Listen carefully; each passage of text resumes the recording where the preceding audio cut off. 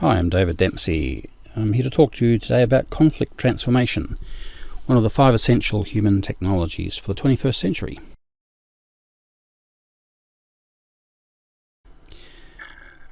These technologies, we believe, are concentration, communication, collaboration, coordination, conflict.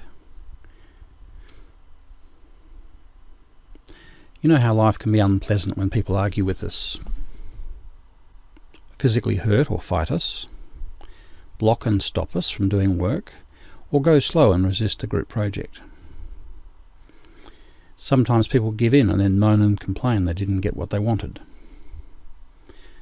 How would it be if instead our energies could be combined to make something dynamic, healthy, and better than each person imagined? Conflict is many things. It could be a war, it could be a contest or combat, sometimes a punch-up at work or a verbal argument at school. It might be people struggling and resisting what we're trying to do.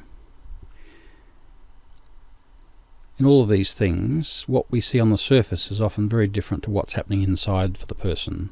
Often it's about values, and the behaviours become something that look like conflict. Conflict is described in many ways. It can be protracted or very brief, escalating, de-escalating. It can be disagreement, it could be contest, or it can be combat or an argument. Some people think it's inevitable, it happens to everybody at some point. Conflict, though, is really a difference of opinion, and that this can be a constructive difference that makes things better in the long run. In essence, conflict is a combination of a difference of view and a point of choice. In the moment of a conflict, there's a concern for yourself to achieve certain goals or aims or values, which could be low or high, and then there's concern for others, which could also similarly be low or high. When there's concern for yourself being very high, this is a competition or a fight, where the concern for both others and self is low. You have a situation where people might just disengage or deny that there's an issue rather than bother arguing and negotiating it. Sometimes we've been led to believe it's very important to give in, to yield to other people, to not be selfish. And in this sort of situation we give in. That's appropriate for some conflicts, but not necessarily all. And if you keep doing it, eventually you get irritated that you're not achieving the things you want to, and you're not feeling considered in those conflicts. Giving in is a strategy that some people do a lot, where they then complain that they didn't get the results they wanted or the outcomes they wanted. Another common desire is to aim for the middle ground, where we both give in a little bit to get something. This can work in many sort of conflicts, and it's often seen as a good thing to compromise to achieve those goals. However, I believe there's something more that can be done, where if we do it right, our concerns for ourselves and for others can both be simultaneously satisfied. In this sort of breakout region, the people involved end up both with a better solution than each of them could possibly have imagined. We call this collaboration.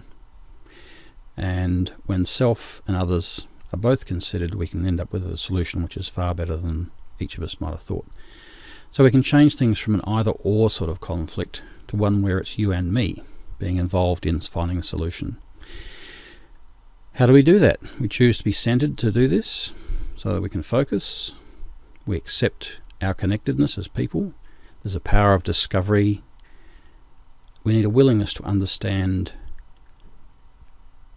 also a willingness to change, and to choose to co-create the solution rather than try and do it all ourselves or just do it from our point of view. When we do that, we can flow rather than flee or fight. Aikido is an art which does this in a practical sense. I've been doing this training for 35 years and continue to enjoy learning about how to do this. Aikido is a modern martial art derived from Jiu-Jitsu. The founder only died in the 1960s. It's one with an aim of the loving protection of all, very different sort of martial art from all others that I've ever trained in. It vigorously engages and blends with serious attacks. It connects and converts attacks to playful movement. It's relaxed with an extended posture. There's breathwork and moving meditation involved. And we respect and have empathy for each other's intentions. And in some ways it looks a lot like dancing.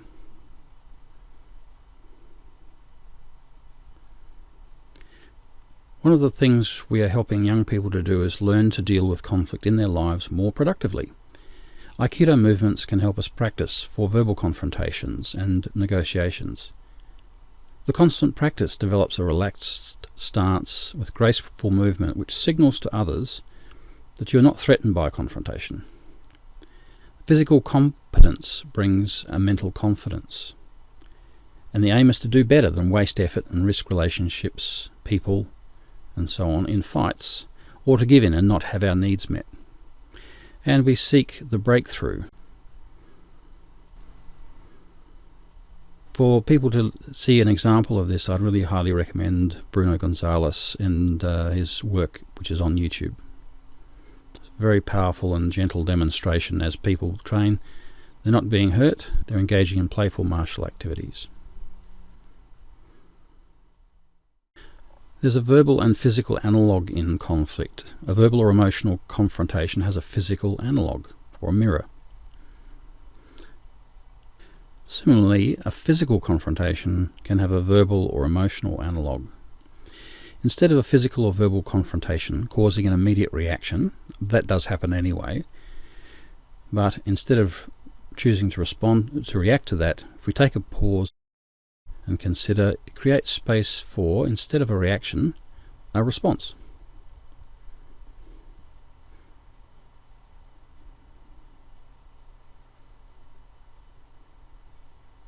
And in that pause to breathe and consider, we can reach into our physical memory for a powerful but more loving and gentle response. It has a verbal equivalent which we can express. Now, I had such a situation at work with my engineering director, my big boss. He blamed me one morning for a mistake that cost the company money and reputation. Instead of talking quietly and privately about the problem, though, he quite firmly told me off in a public space in the main lab where lots of other people were working. It was embarrassing. And I felt terrible, not only for the cost and reputation damage, but also that I'd messed up such a simple but important job. My natural reaction was to apologise. This battled with my fury that he was bullying me. I didn't know whether to cower or yell back at him. I reached into my training, took several deep, slow, quiet breaths while he was talking, and imagined what this verbal attack would look like physically.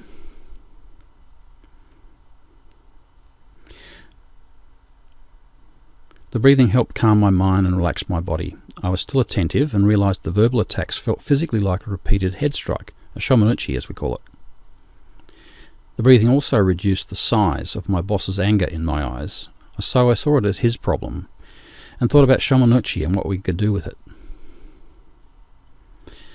There's a range of techniques, and some of which are about connecting with the strike and moving behind it, to pin or throw your opponent, or to just walk away. We sometimes draw the attack out and then help it on its way past us.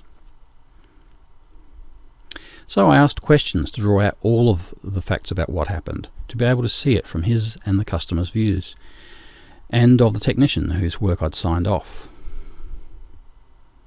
In that conversation I realised it was a feature of our QA system, our quality assurance system, and how the boss worked that actually caused the problem, or at least contributed a large part to it.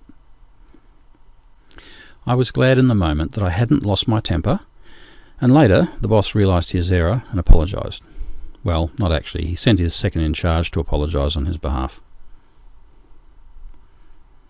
It can look overwhelming at the start to change the way we respond to people and to just hold our position sometimes and think about things.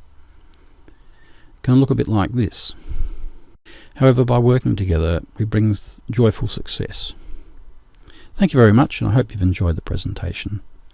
Look forward to talking with you more about ways in which we can deal with conflict and help you learn some of those skills of verbal self-defense or verbal non-violence.